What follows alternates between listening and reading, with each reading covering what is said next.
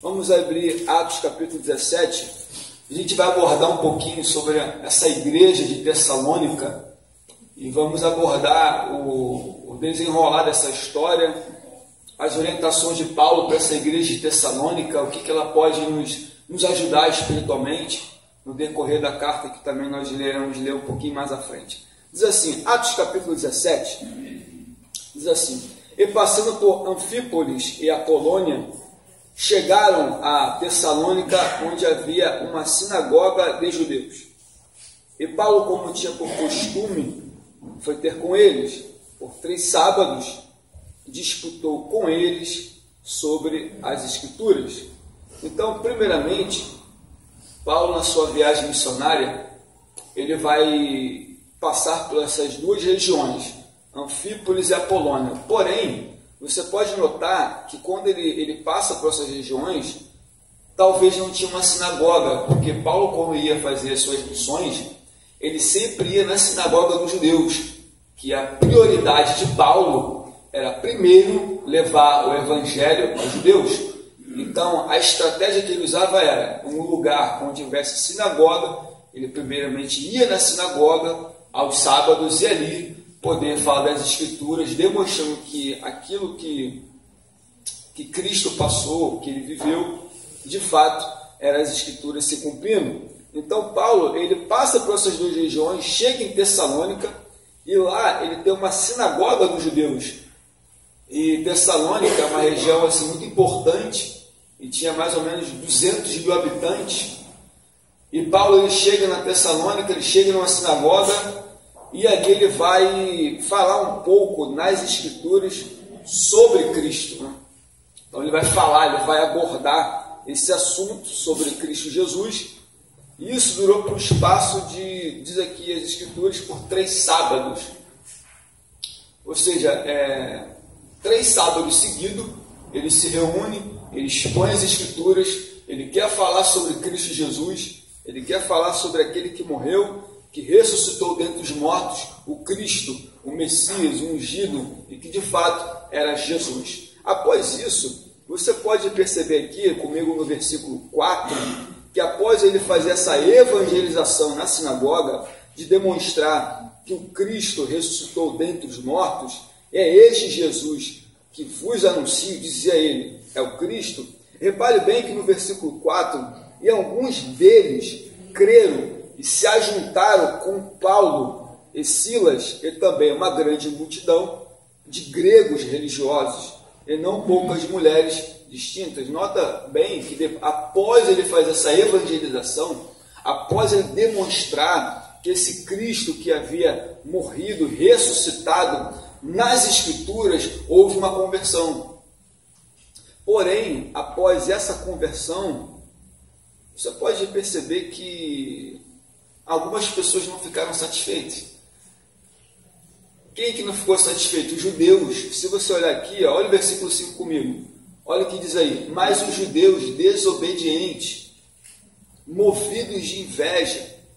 Você vê que Paulo, nessa obra missionária, você vê que a palavra foi lançada, pessoas se convertendo, até mulheres de alta classe se convertendo, e judeus desobedientes, quando olhou aquela cena, quando se depararam, né, com aquela maravilha, ao invés deles, né, se alegrar, mas eles tiveram o quê? Uma resistência, uma desobediência, que eram desobedientes e ainda eram invejosos. E lembrando que a inveja é uma obra da carne. Se for ver lá em Gálatas, lá, inveja é uma das obras da carne. Então, aquelas pessoas ficaram invejosas por causa do que ocorreu, de pessoas aceitando essa doutrina sobre Cristo Jesus. E aí o texto vai dizer que eles alvoroçaram a cidade, alvoroçaram as pessoas, incitaram os corações, e Paulo precisou sair de Tessalônica.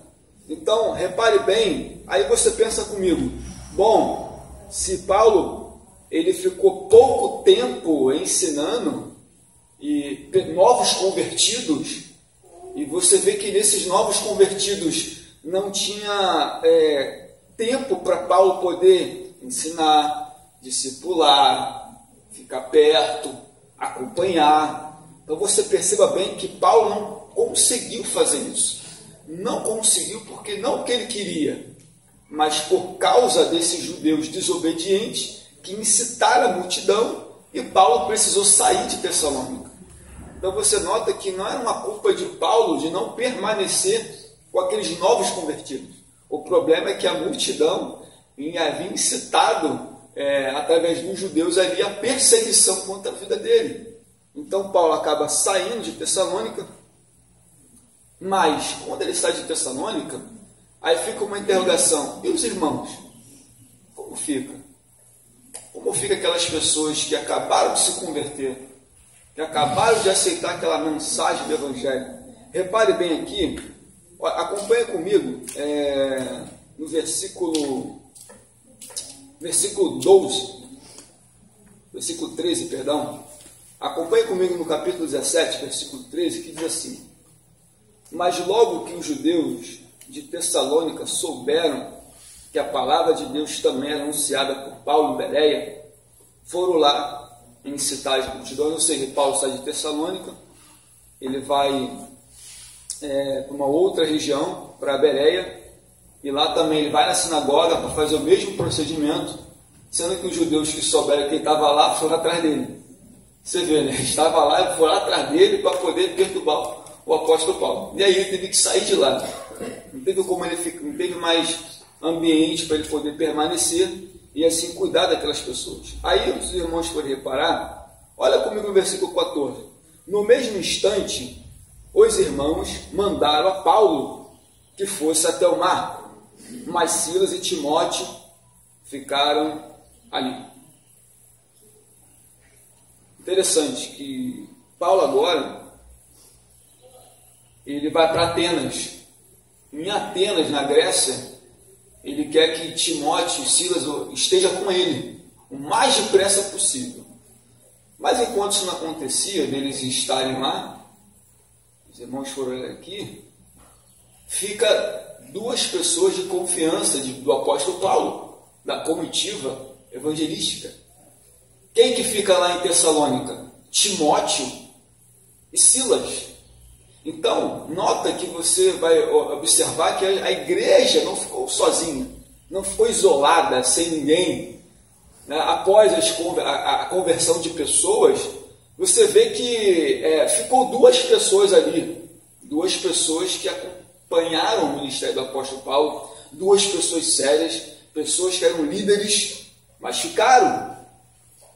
Mas tá, se Paulo ele teve que ser às pressas, foi perseguido, não pôde ficar, como fica a igreja? Como ficou a igreja então, afinal de contas, após essa conversão? Como é que ficaram os irmãos? Ainda que Timóteo e Silas permaneceram por um tempinho lá, mas depois o que aconteceu? Agora eu quero que os irmãos abram comigo a primeira carta do apóstolo Paulo aos Tessalonicenses.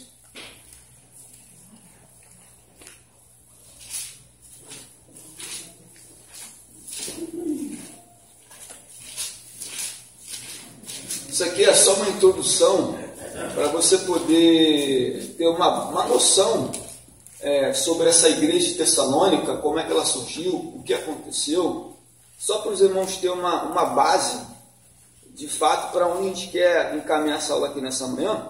Então, repare bem que após isso, Paulo tinha pedido para Timóteo e Silas estarem com ele, e esse episódio ocorre. Porém, há uma preocupação do apóstolo Paulo. Qual é a preocupação dele? É que quando ele vai escrever essa carta aos Tessalonicenses, ele não esquece da igreja que ele havia implantado. Ele está preocupado com esses novos convertidos. Mas como ele não pôde estar lá presente, é claro que hoje você tem a rede social, você tem o WhatsApp, você pode conversar, você pode trocar mensagem. E naquela época era por carta, então era a coisa mais difícil, a comunicação não era tão fácil como era hoje. Então Paulo, o que ele faz? Repare comigo no capítulo 3, versículo 1. Pelo que não podendo mais esperar, de boa mente, quiseram deixar-nos ficar até sós em Atenas. Enviamos a Timóteo, repare bem, enviamos a Timóteo, nosso irmão e ministro de Deus, o nosso cooperador no Evangelho de Cristo, para vos confortar e vos exortar acerca da vossa fé. Então agora você vê aqui na carta aqui que Paulo, ele está tão preocupado com essa igreja que ele manda quem? Timóteo, seu fiel ministro, o fiel cooperador do reino. Então não pense você que Paulo trabalhava sozinho na obra. Não pense você que Paulo, porque implantou várias igrejas na Ásia Menor, na Europa, na Ásia, enfim. Você acha que ele fez isso tudo sozinho? Porque ele sempre era acompanhado de pessoas fiéis que andavam ao lado dele. Tanto que você vai perceber aqui, o que Paulo faz? Ele envia quem? A Timóteo, um jovem que futuramente se tornaria pastor, um jovem cooperador do reino, ministro do Evangelho, e que sabia como é que eu posso explicar? Aquilo que Paulo ensinava era igual, não era diferente, porque o que Paulo ensinava, os outros que andavam com ele tinham que ser o mesmo ensinamento apostólico, a mesma base. Ele não podia enviar lá Timóteo para falar um outro tipo de evangelho. Não podia chegar lá, não. Timóteo só ensinava aquilo que Paulo ensinava. Então ele só apenas passava o ensinamento de Paulo. E quando ele chega em Tessalônica, diz o texto aqui, querendo vos exortar acerca da fé. Então quando Timóteo chega, Timóteo vai chamar aqui a exortação aos irmãos de Tessalônica. Exortar aqui não é, como a gente diz aí, bater em ninguém não, irmãos.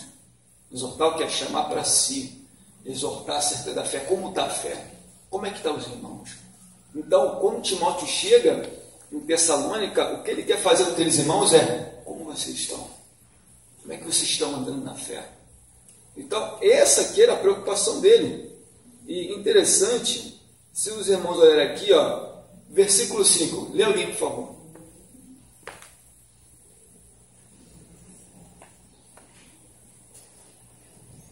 Lê alguém, por favor, versículo 5, no capítulo 3. Ora, o Senhor examine os vossos corações na caridade de Deus e na paciência de Cristo. Lê o versículo 5, capítulo 3. Não. Por isso que, já não sendo possível continuar esperando, mandei indagar a estado da vossa fé, temendo que o tentador os provasse e se tornasse inútil ao nosso labor. Então, uma outra observação que podemos analisar aqui é que, portanto, não podendo eu mais esperar, mandei-os saber da vossa fé, temendo que o tentador tentasse e o trabalho fosse inútil. O que ele está se referindo aqui a Satanás? Qual é o problema aqui? Ele estava o quê? Com medo de que aquele trabalho que ele abriu, aquela evangelização, aquelas pessoas que se converteram, e Paulo estava receoso de quê? De que o trabalho que foi implementado poderia ser dessatisfeito. Então, ou seja, olha a preocupação dele. Então a preocupação era: eu estava com medo, por isso que eu mandei Timóteo o mais depressa possível para saber como estava o andamento da igreja. Repare bem, ele manda Timóteo para saber como está, como é que eles estão, como é que está a fé, porque, imagine só, por isso que é importante a gente congregarmos, termos uma liderança, estar debaixo de uma liderança que guia pelas Escrituras Sagradas, porque se não tiver, as pessoas se perdem, as pessoas se espalham. Então, por isso que é importante ter líderes, pessoas que ministram o Evangelho de Deus, pessoas que exortam acerca da fé, para que venha continuar na caminhada. Então, Paulo estava muito preocupado, com medo que o inimigo pudesse destruir aquela obra. ou seja, fazer com que aqueles irmãos se esfriassem ou desistissem de continuar. Mas Timóteo, quando chega lá, olha que interessante, quando Timóteo chega, ele repara aqueles irmãos como é que eles estão, a resposta está no próprio texto. Olha o versículo 6 aí, olha o que diz o versículo 6. Vindo, porém, agora Timóteo, isso já Timóteo retornando de Tessalônica, vindo, porém, agora Timóteo de vós, para nos e trazendo-nos boas novas da vossa fé e do amor, e como sempre tendes boa lembrança de nós, desejando muito ver-nos, como nós também, a vós. Repare que quando Timóteo chega lá, e depois que retorna, ele vem com uma notícia que eles estão firmes. Estão firmes. Então, tanto que eles desejavam ver o apóstolo Paulo, e o apóstolo Paulo também desejava ver eles. E claro, porque foi uma igreja que ele ali estabeleceu. E quando Timóteo dá essa resposta, isso enche o coração do apóstolo Paulo. Por quê? Porque ele, com medo de que o tentador tentasse, e depois ele retorna com uma boa notícia, isso é maravilhoso, pô.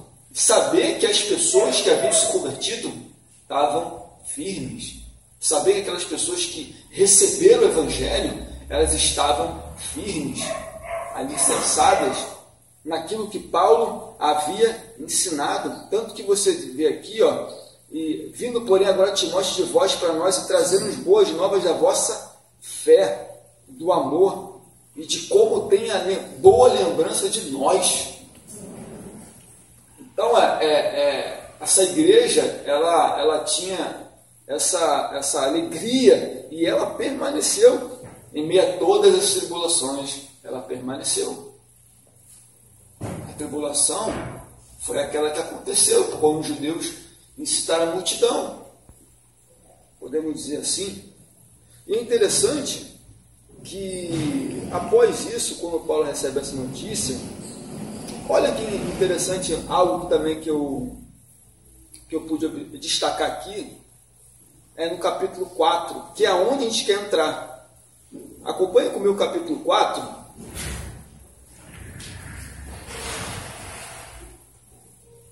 Capítulo 4, versículo 1, sobre um modelo a ser transmitido. Então, se o Evangelho chegou, foi ministrado, pessoas se converteram, Timóteo chegou lá, observou a igreja, retornou, deu a boa notícia para Paulo, que a igreja está firme. Agora, vamos analisar aqui como estava a igreja assim, na praticidade, na prática da vida da fé cristã. Vamos lá. Finalmente, irmãos, vos rogamos e exortamos no Senhor Jesus que, assim como recebeste de nós, de maneira que convém andar e agradar a Deus, assim andeis para que continueis a progredir a cada vez mais. É interessante, o que eles receberam do apóstolo Paulo?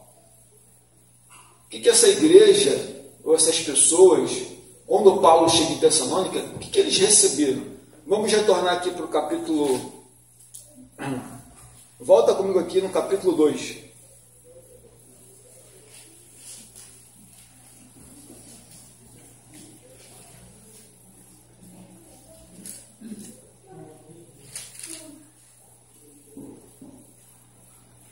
Capítulo 2 diz assim, deixa eu procurar aqui o versículo aqui. Versículo 13 diz assim, pelo que também, estou no capítulo 2 de 1 carta aos Tessalonicenses, pelo que também damos sem cessar graças a Deus, pois havendo recebido de nós a palavra da pregação de Deus, a recebeste, não com palavra de homens, mas segundo na verdade, uma palavra de Deus, a qual também opera em vós, os que crestes. Então, quando Paulo ele faz essa evangelização, o que eles recebem? Eles recebem a palavra de Deus, e a palavra ela opera. E a palavra de Deus, quando aquelas pessoas creram no Evangelho, aqueles irmãos de Tessalônicas receberam a mensagem, essa palavra ela começa a operar. A palavra opera no interior do homem. Ele falou, vocês não receberam como palavra de homens, mas com a pregação da palavra de Deus. E essa palavra que eu ministrei foi essa que está operando, e que estava operando nos corações. Vamos ver mais um texto aqui. Bom, se eles receberam esse evangelho, e esse modelo de vida tinha que ser compartilhado, vivenciado, vamos abrir também mais um texto também que Paulo exorta uma outra igreja, a maneira como convém viver uma pessoa da fé cristã. Abra aí carta do apóstolo Paulo aos Efésios.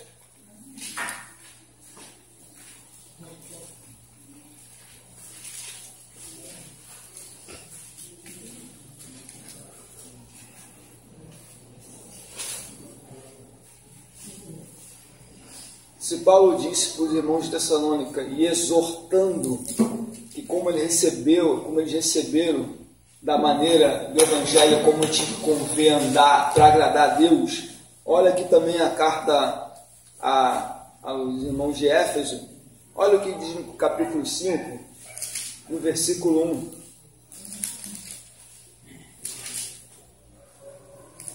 Quem achou, por favor, leia. Capítulo 5, versículo 1. Sede, pois, imitadores de Deus, como filhos amados.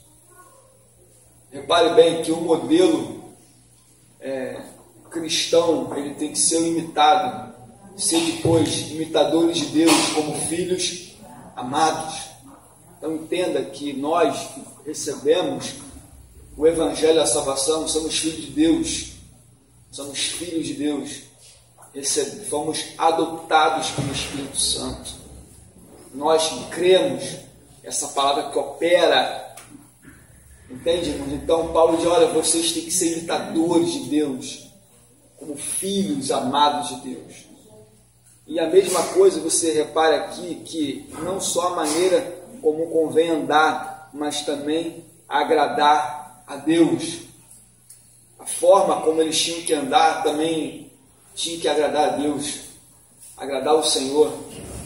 E como é que nós agradamos a Deus? A gente vai se destacar um pouco mais à frente.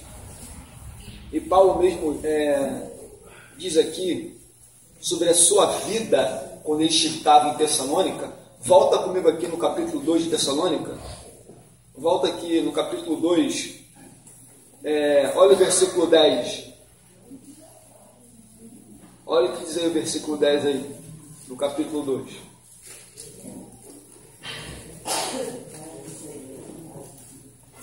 Quem achou, por favor, leia. Porque somos feitura sua. Não, é capítulo 2, primeira carta aos Tessalonicenses. Capítulo 2, isso. Vós e Deus sois testemunhas do modo, porque piedosa, justa e irrepreensivelmente procedemos em relação a vós outros que credes. Então Paulo está dando testemunho dele aqui. Quando eu estava com vocês e Deus são testemunhas de quão santa, justa e irrepreensível a maneira como eu comportei no meio de vós. Então vocês são testemunhas, Deus é testemunha, vocês também são, da maneira como eu andava, como que eu andei com o Evangelho diante de vocês. Então se eu que implementei a igreja, se eu ensinei, exortei, vocês têm que andar na mesma pegada. É isso que eu quero dizer para eles. E é claro, como eles tinham, todo ser humano tem memória, né? Então, de fato, embora não pudesse ver aquelas trocas de informações o tempo todo, que eram cartas, mas eles tinham memória. Então, quando Paulo ficou ali, o que Paulo praticava, o que Paulo fazia, o que Paulo falava, aquilo fica na memória, então torna-se modelo. Então, Paulo dizia, olha, lembra que quando eu estava com vocês, Deus e vocês são testemunhas de como é que eu andei no meio de vocês. Como é que foi a minha vida cristã no meio de vós. Que eu andei de forma irrepreensível. Ou seja, não tinha nada em mim que alguém pudesse me repreender. Então, essa igreja acaba tomando como modelo a prática de vida de que Paulo estava vivenciando naquele momento. Agora, vamos avançar mais um pouquinho. Abra mais um texto aí.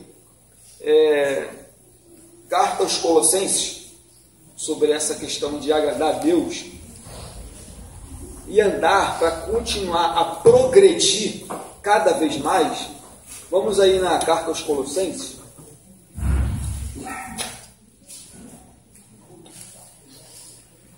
Capítulo 1, versículo 9. Olha o que diz aí, Carta aos Colossenses, capítulo 1, versículo 9.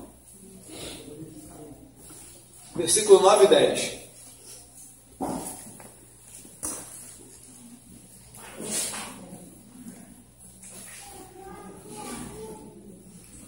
Por essa razão, desde o dia que ouvimos, não deixamos de orar por vocês e pedir que sejam cheios de pleno conhecimento da vontade de Deus, com toda a sabedoria e entendimento espiritual. E isso para que vocês vivam de maneira digna do Senhor e em tudo possam agradá-lo, ficando em toda boa obra e crescendo no conhecimento de Deus. Então você repare bem aqui que essa preocupação de Paulo com a igreja de crescer, frutificar, de progredir, não é só com a igreja de Tessalônica, é a igreja de Éfeso, é a igreja de Colossenses. Pode tu ver, por esta razão, desde o dia em que ouvimos, não cessamos de orar por vós e de pedir que sejam cheios do conhecimento da vontade de Deus. Olha a oração de Paulo, que os irmãos sejam cheios do conhecimento da vontade de Deus, né? da sua vontade, da sua sabedoria e de inteligência espiritual. Inteligência. Nós, como cristãos, temos aqui a Bíblia como regra de fé, mas somos pessoas inteligentes espiritualmente falando. Nossa bússola está aqui. E diz, para que vocês possam andar de forma digna diante do Senhor, agradando-lhe, frutificando em toda boa obra e crescendo no conhecimento de Deus. Então, Paulo, ele exorta que os irmãos, eles têm que crescer, têm que progredir. A vida cristã é uma progressão. A vida cristã não pode ser estática, espiritual. Não pode como é que eu posso falar? Se paralisar apenas nisso aqui. Nós, como cristãos, temos que crescer mesmo no conhecimento das Escrituras Sagradas. Você não pode focar, você tem que focar em tudo aquilo que Deus já nos deu como manual, crescimento, inteligência espiritual. Isso não compete apenas, não porque só o pastor que tem que crescer, não. Todos temos que crescer espiritualmente. O teu crescimento está aqui, pela leitura bíblica. A sua progressão está aqui. Você só vai progredir espiritualmente se você andar com a sua ferramenta aqui, com o seu instrumento de vida espiritual, para você poder progredir espiritualmente. Vamos voltar aqui para Tessalônica. Vamos retornar aqui, capítulo 4. Bom, entendemos que Paulo queria exortar sobre a questão da santidade, de andar, agradar a Deus e fazer a vontade de Deus. Agora, vamos ver comigo aqui, no próprio capítulo 4 de Tessalonicenses. Interessante aqui no versículo 3. Olha o que diz o versículo 3 aqui. Porque esta é a vontade de Deus. Olha como é que você descobre a vontade de Deus aqui. Essa vontade de Deus está relacionada à nossa vida diária com Deus. Isso aqui, a vontade de Deus é essa aqui. Olha o que Paulo vai dizer. Por esta é a vontade de Deus. Então, a Bíblia, ela orienta, sim, a vontade divina sobre a nossa vida. Às vezes, a gente acaba associando com Deus ministra, com Deus fala, para fazer a vontade de Deus. Mas olha aqui a vontade de Deus aqui, para você ver aqui nessa manhã. Essa é a vontade de Deus, a vossa santificação. E vou te mostrar texto da Bíblia que exorta o tempo todo sobre a santificação. Por que ele fala santificação? Porque se os irmãos olharem Tessalônica, primeiro, era um lugar promíscuo. A prostituição era muito forte. Segundo dizem os historiadores, que nas casas não tinham nem janelas. A prostituição era muito... A influência da prática sexual, de orgias, de bebedice, idolatria, era muito forte. Mas quando Paulo ele evangeliza aqueles irmãos, ele não quer adaptar esse evangelho à forma cultural que eles tinham que viver. E preste atenção, irmãos. Ele não queria que os irmãos, ainda que recebessem a santa palavra de Deus, vivessem da mesma forma. Porque Tessalônica tem uma influência muito forte de prostituição, de promiscuidade, de libertinagem. Mas Paulo não pode negociar os valores da vida cristã. Ainda que no mundo tão pagão, tão tenebroso, ele não podia negociar esses valores da vida espiritual. Tanto que você diz aqui, porque essa é a vontade de Deus. Está aqui a vontade de Deus aqui.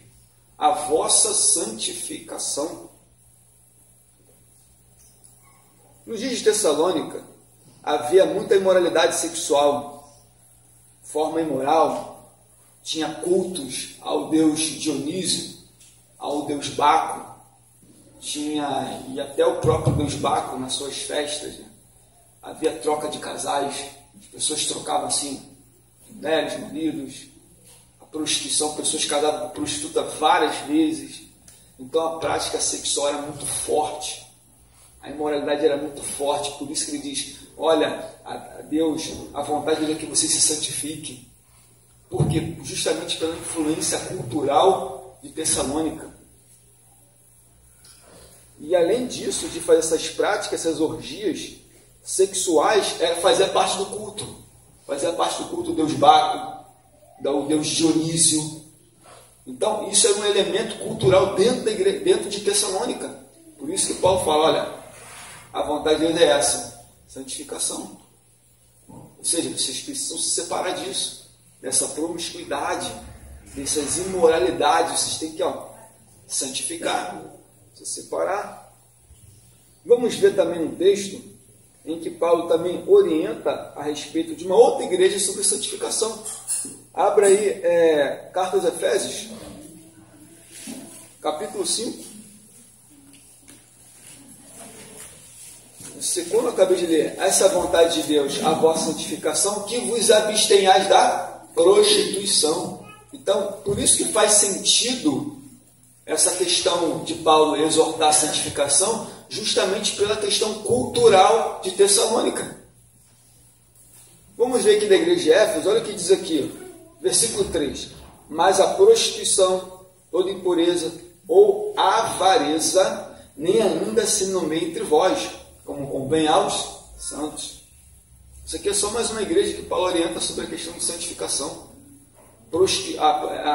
A prostituição, você tem que se abstenhar da prostituição. Agora, quando você retorna mais uma vez para o capítulo 4, ele diz, a vontade de Deus é a santificação, e vocês se abstêm da prostituição.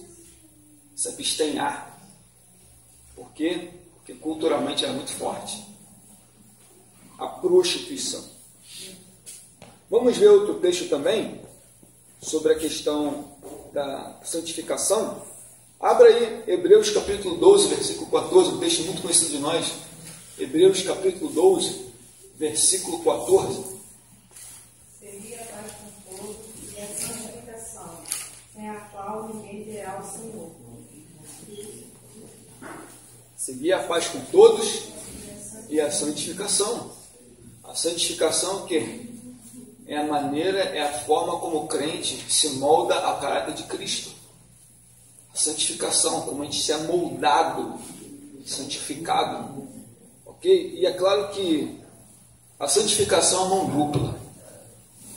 A santificação ela não brota. Você vai ficar super santificado. Não. A santificação é um processo. Porque, veja bem, quando uma pessoa aceita Jesus, a primeira coisa que acontece com ela quando ela levanta a mão lá, ela é justificada. Justificação. Que a justificação é o quê? É Deus inocentando o culpado. Nós éramos culpados. Mas quando aquela pessoa aceita Jesus, ela é justificada. Deus perdoa os pecados dela e a partir daquele momento torna uma pessoa justa. Justificado. Após a justificação, ela começa a entrar o que era regeneração. O Espírito passa a habitar nela e daí começa o que? A regeneração, o novo nascimento. E após a regeneração vem o que? A santificação, que é o que? Um processo. Santificação só vai... Sabe quando é que vai durar a santificação? Até o dia que você morrer. Porque a santificação é contínua. Ou arrebatamento. Correto? Então, a santificação é um processo na vida cristã, da toda. Até a volta de Jesus. Por isso que ele exorta a santificação, a progressão espiritual. Então a santificação é uma mão dupla. Se eu não me abster de coisas que possam me prejudicar espiritualmente, eu vou ficar estagnado. Por quê? Hoje em dia temos plataformas digitais. Hoje em dia o pecado pode entrar pelos nossos ouvidos. O que você ouve, o que você vê. Você pega o telefone ali. Então, as janelas de entrada são os nossos olhos, os nossos ouvidos. Por isso que Paulo exorta a questão de se abster de tudo aquilo que pode prejudicar espiritualmente a vida espiritual. Por isso que ele fala sobre santificação, separação. Pedro diz, né, sede santo como eu sou santo. Vamos prosseguir? Retornemos aqui para o capítulo 4. Está alguma dúvida, irmãos? Eu acabei andando um pouquinho mais rápido com a aula, por conta do tempo, mas ficou alguma dúvida acerca do que nós estamos falando aqui nessa manhã? Está bem claro para os irmãos sobre essa questão espiritual? Vamos lá. Capítulo 4, versículo 4, diz assim: cada um de vós saiba possuir o seu vaso. Santificação santificação e honra. O que Paulo quer dizer com isso? Cada um saiba possuir o seu próprio vaso. Repare, mais uma vez, ele aborda o tema sobre santificação. Se ele diz que eles tinham que se abster da prostituição por conta do local, por conta da influência que existia, tinham que se abster. Mas agora está algo muito pessoal.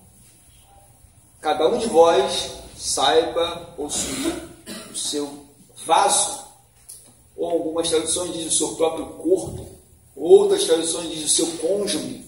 Cada um tem uma versão. E o vaso aqui, só para os irmãos terem uma ideia, nos tempos de Tessalônica, não se escandaliza que eu vou te falar não, tá, irmãos? Porque os vasos, naquela época de Tessalônica, tinham um formato do órgão masculino. Você vê que a prostituição era tão forte, tão impregnada, que até os vasos que eram feitos de pedra tinham o formato de um órgão genital masculino. E eles diziam que aquilo ali, aquele vaso, era o seu próprio corpo. Eles olhavam e falavam: esse aqui é meu corpo. E eles bebiam, enchia aquilo de vinho, bebia, se prostituía. E eles apontavam aquilo ali como se fosse o seu próprio corpo. Quando falou: opa, calma aí, não. Cada um sabe possuir o seu próprio vaso. Então Paulo aplica para as pessoas: vocês têm que cuidar de si mesmo, do seu próprio corpo. Em santificação, em honra. Interessante, né? Que ou isso pode levar, tanto algumas versões mostra como umas cônjuge, ou pessoalmente, ou essa questão aqui culturalmente falando, que eles faziam. Então, eu estou dando aqui umas informações só para os irmãos viajarem comigo e perceber como era nos tempos de Paulo em Tessalônica. Porque aí fica mais claro na sua cabeça os costumes, a época de Paulo, e entendemos por que Paulo escreveu isso aqui, por que tem que se abster, por que tem que se santificar, porque culturalmente é assim que funciona naquela época. Mas, mesmo assim, aqueles irmãos, eles estavam progredindo espiritualmente, mas tinham que se abster da prostituição e possuir o seu próprio vaso em santificação e honra. Vamos ver um texto.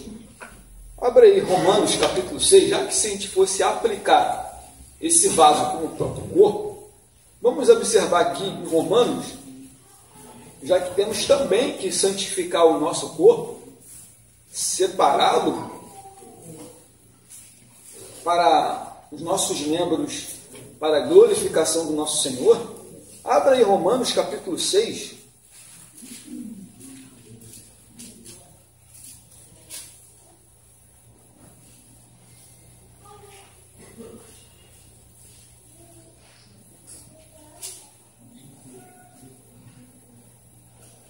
Romanos capítulo 6, versículo 19, quem achou, por favor, leia. Falo como homem por causa da fraqueza da vossa carne, assim como oferecestes os vossos membros para a escravidão da impureza e da maldade para a maldade. Assim oferecerei agora os vossos membros para servirem à justiça, para a santificação. Olha o que Paulo está dizendo, João, aqueles irmãos lá de Roma. Falo como homem pela fraqueza da vossa carne. Assim como apresentaste os vossos membros, aqui é membro do corpo, os vossos membros, para servir à imundícia, para a praticidade pecaminosa. Vocês usavam o seu corpo como instrumento para o pecado, para a maldade. Agora apresentai os vossos membros para servir à justiça e santificação. Ou seja, o nosso corpo, ele é agora apresentado, santificado para a glorificação do Senhor Jesus, para a santificação. Os nossos membros que outrora estava dominado pelo pecado, dominado pela essa escravidão do pecado, servia para a imundícia. Agora, o nosso corpo está, o quê? Em Cristo Jesus, estamos santificados, temos que nos santificar para apresentar os nossos membros para a santificação do Senhor. Ou seja, a santificação ela é interna, mas também externa na nossa vida espiritual. Vamos abrir outro texto também. Primeira carta do apóstolo Paulo aos Coríntios.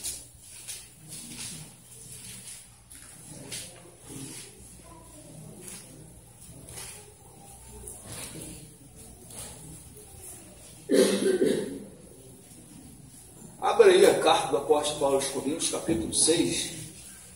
Por isso que a Bíblia sempre martela nesse ponto da prostituição ou da porneia. Prostituição não está relacionada apenas à relação sexual ilícita, mas a prostituição abrange toda uma pornografia, pedofilia, enfim, por aí vai. Abre aí a carta aos Coríntios, capítulo 6, versículo 18, quem achou, por favor, leia. Fugir da prostituição, qualquer outro pecado que o outro comete. O que fora do corpo, mas o que se prostitui peca contra o seu próprio corpo. Se os irmãos for olhar essa igreja de Corinto também, é uma influência muito forte de prostituição. E Paulo orienta essa igreja também, isso é mais uma outra igreja, fugir da prostituição. Todo pecado que o homem comete é fora do corpo, mas o que se prostitui peca contra o seu próprio corpo. Ou seja, se você usar o seu corpo como uma forma de pecado, você vai pecar contra o seu próprio corpo. Então Paulo orienta, foge da prostituição, porque culturalmente, em Tessalônica, em Corinto, a libertinagem, a imoralidade, a promiscuidade era muito forte. Não tinha limite. Né? As pessoas faziam o que queriam, mas quando o evangelho chegou, as pessoas tinham que se moldar a esse evangelho, né? Se moldar uma nova conduta de fé cristã. Vamos continuar aqui. Retornemos agora para a carta aos Tessalonicenses. Vamos retornar.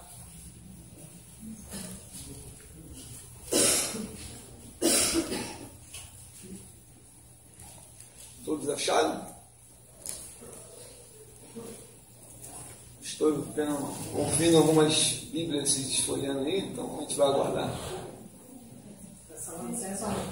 Capítulo 4. Vamos retornar aqui mais uma vez sobre essa questão de santificação, uma vida de santidade.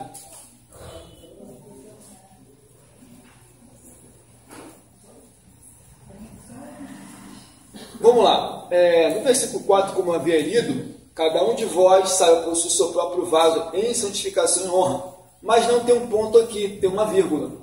Por que tem uma vírgula? Porque logo em seguida você vê no versículo 5, não na paixão da concupiscência, como os gentios que não conhecem a Deus. Outrora nós éramos gentios, nós não conhecemos a Deus, nós não sabemos a vontade de Deus. E o que Paulo quer dizer com isso? Não na paixão das concupiscências. Concupiscências são desejos da carne. Vamos aqui ver uns textos aqui. Vamos analisar como a nossa vida era sem Cristo, como nós andávamos sem Cristo. Vamos pegar algumas referências aqui, porque esse texto aqui nos mostra que talvez quem não nasceu no berço cristão viveu também dessa mesma forma, andando nas concupiscências, desejos da carne. Abra aí Efésios capítulo 2. Vamos ver a nossa real condição diante de Deus. Outrora nós não tínhamos Cristo na nossa vida. Vamos analisar como era a nossa vida, por que Paulo orienta a santificação, a santidade, a separação. Nós vamos analisar o porquê disso. Porque você vai ver como era a nossa vida lá atrás. Aos olhos das Escrituras Sagradas, como nós éramos. Abra aí, Efésios capítulo 2, versículo 2.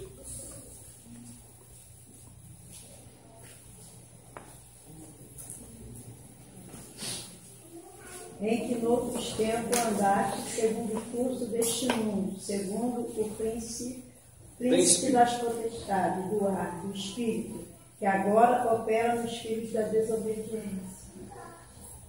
Repare bem, se Paulo diz lá em Tessalônica, outrora vocês andavam no desejo da carne. Aí você vai entender o que seria isso. Por que nós andávamos no desejo da carne? Está aqui, Vamos lá. Ele nos deu vida ainda estando mortos nos delitos e pecados. Ou seja, o ser humano que não tem Cristo Jesus, ele, aos olhos de Deus, espiritualmente está morto. Em quê? Em pecados, em delitos. Sua vida espiritual está morta. A pessoa biologicamente está viva, mas espiritualmente ela está morta. Em delitos, em pecados. Então, os gentios, outrora que nós éramos, que vivíamos nos desejos da carne, nós, aos olhos de Deus, estávamos mortos espiritualmente. Nos pecados, nas transgressões. E diz mais, olha só que interessante, porque que é importante a gente, quando recebe a luz do Evangelho, como é que é diferente? Porque, olha o versículo 2, em outro tempo andaste, segundo o curso do mundo, segundo aquilo que o mundo coloca e põe, ou seja, segundo as festas, segundo as tradições, segundo as festas dos carnavais da vida, segundo os lugares que você pisava, que nós andávamos segundo o curso do mundo. A nossa mente era o quê? Era como é que eu posso dizer assim? A gente era como se a gente fosse uma multidão sendo guiada pelas coisas do mundo, pelas tradições do mundo, pelas coisas mundanas. E outra coisa, segundo o príncipe da potestade que opera no ar, que é Satanás. Ou seja, morto em delitos e pecados, andando no curso do mundo, e ainda tinha Satanás que ainda opera no mundo espiritual, nos filhos da desobediência. Essa era a real condição quando uma pessoa não tem Cristo. Isso até vale para o dia de hoje. E diz mais, olha o versículo 3, para piorar mais a situação. Entre as quais todos nós também andávamos nos desejos da carne. Versículo 3, capítulo 2 dos Efésios. Andávamos nos desejos da carne, fazendo a vontade da carne e dos pensamentos. E éramos, por natureza, filhos da ira. Olha só o estado do homem sem Cristo. Está aqui. Ó. Se você quer ver, teu estado está aqui, como era outrora. Andando no percurso do mundo, andando nos pensamentos da carne, da vontade da carne, mortos nos delitos e pecados. Está aqui. Mas, como o Evangelho chegou, repare bem, no versículo 4, 5, olha, mas Deus, que é riquíssimo em misericórdia, pelo muito amor que nos amou, estando nós mortos em nossas ofensas, nos deu vida com Cristo Jesus. Ou seja, essa vida agora aplicada em nosso coração, quando o Espírito Santo habita em nós, ele aplica essa palavra no nosso coração, ela agora a gente tem vida em Cristo. Então, por isso que Paulo orienta aos irmãos de Tessalônica, olha, não ande mais nas compaixões e desejos da carne, não. Outrora, como vocês andavam como gentios. E a explicação aos Efésios, da igreja dos Efésios, dá uma base de como nós éramos. Está aqui. Então, Paulo ele vai justamente orientar os irmãos, olha, não ande mais os desejos da concupiscência da carne. Outro texto também, Efésios capítulo 4. Efésios capítulo 4.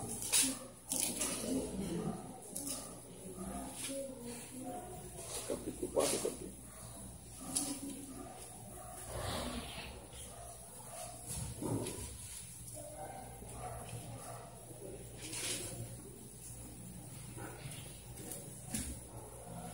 Efésios capítulo 4, versículo 17, versículo 18, mais um texto para mostrar a real condição do homem sem Cristo.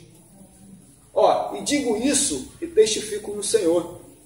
Não andeis como também andam os outros gentios, na vaidade dos vossos sentidos. Os sentidos que nós temos, 5 sentidos. Ele recomenda, olha, não ande na vaidade dos vossos sentidos. E diz mais, entenebrecidos no entendimento, separados da vida de Deus pela ignorância que há neles, pela dureza do coração. Está aqui a razão, o motivo na qual o ser humano sem Cristo é. Tem uma lista aqui. Entenebrecidos, obscurecidos, endurecidos, trevas interior, a mente endurecida, coração endurecido, obscuro. Então, esse evangelho, quando ele chega em nós, ele faz esse impacto, essa mudança. Por isso que Paulo recomenda aos irmãos para que não viesse andar como gentios andam. Versículo 6. Ninguém oprima ou engane o seu irmão. Como assim? Ninguém oprima ou engane o seu irmão? Está aqui, porque o Senhor é vingador de todas as coisas. Os negócios, entre eles, entre irmãos, cuidado, que Deus é vingador. Ninguém engane e ninguém oprima. Mais, porque diz assim, como todas essas coisas, como também antes já vos dissemos e testificamos, porque não nos chamou Deus para a imundícia, mas para a santificação. Relacionamento entre os irmãos, naquela sociedade lá de Tessalônica. Cuidado, não oprima, não engane, não mente, um irmão contra o outro, porque Deus é vingador de todas as coisas. Temos que ser sinceros, verdadeiros, como Paulo está dizendo. Agora, se eles quisessem, ainda que houvesse todas essas instruções, se eles quisessem rejeitar, se eles não quisessem, não quero saber de santificação, não, Paulo. Aí Paulo dá uma resposta aqui mesmo. Olha, acompanha comigo aí, no versículo 8. Portanto, quem despreza isso, não despreza o homem, mas sim a Deus que nos dá o seu Espírito. Quem não despreza o ensino apostólico que ele está dando ali, está desprezando o próprio Deus. Porque é Deus que deu ensinamento para Paulo poder ensinar para os irmãos de Tessalônica. Olha, qual a santificação, a impureza. Então, quem despreza esse ensinamento, está desprezando o próprio Deus. É isso que ele está dizendo. Está desprezando a mensagem apostólica. Então, não devemos desprezar esses ensinamentos. Agora, já que abordamos tudo isso aqui, acabamos de falar, vamos ver na real, na prática, o que devemos de fato fazer para fazer a vontade de Deus. E você vai saber a vontade de Deus aqui, progredindo espiritualmente, andando com Deus, progredindo espiritualmente, fazendo a vontade de Deus. E você vai ver a sua progressão espiritual na medida que você lê as Escrituras. Você vai ver depois de aqui a um ano, se você estiver firme, se você andar com Deus, você vai ver o quanto você vai progredir de um ano para o outro. Porque a caminhada espiritual é longa. E Paulo não só orienta a progredir, mas também a santificação também tem que ser contínua. E Paulo orienta que não deve jamais deixar a prostituição prevalecer, mas sim se abster dela. Em outra igreja de Corinto, foge. Não saiba possuir o seu próprio vaso, ou o seu corpo, como honra a Deus, honrar os vossos membros para o Senhor. E Deus não nos chamou para imundícia, mas chamou para honrar o seu nome e santificação no nosso corpo. Não devemos também andar na concupiscência dos desejos da carne, porque nós militamos contra a nossa carne todo dia. E eu sei que não é fácil, que a vida cristã, ela de fato faz você abrir mão de você mesmo. De fato, faz você abrir mão de si mesmo para fazer a vontade de Deus. Por quê? Porque senão, se você não entrar nesse propósito aqui, você vai voltar lá em Efésios capítulo 2. Mortos em delitos e pecados, andando no percurso do mundo, fazendo a vontade dos pensamentos da carne, como Paulo diz. É por isso que quando esse evangelho ele chega até nós, ele justamente faz nos libertar a nossa mente, as nossas vontades pecaminosas. É por isso que esse evangelho, quando chega, ele precisa mudar. Porque a gente está muito, apenas, a gente só acha que a libertação é só apenas expulsar demônios. Quando, na verdade, a libertação vai muito mais além de tirar as pessoas aprisionadas espiritualmente, por espíritos. Mas também Deus quer que você faça a vontade dele aqui, ó. Que você cresça. E conhecereis a verdade vos libertará. E verdadeiramente sabereis que sois meus discípulos. A verdade. Nós temos